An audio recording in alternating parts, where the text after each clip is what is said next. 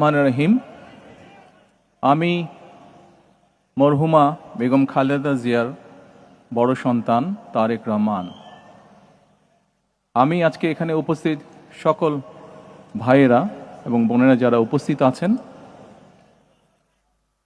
মরহুমা বেগম খালেদা জিয়া জীবিত থাকাকালীন অবস্থায় যদি আপনাদের কারো কাছ থেকে কোনো ঋণ নিয়ে থাকেন, দয়া করে আমার সাথে যোগাযোগ করবেন, আমি সেটি পরিশোধের ব্যবস্থা করব ইনশাআল্লাহ।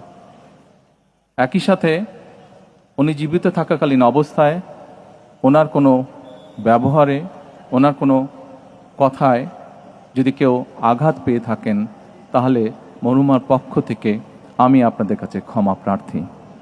দোয়া করবেন আল্লাহ তাআলা যাতে ওনাকে বেহেশত দান করেন।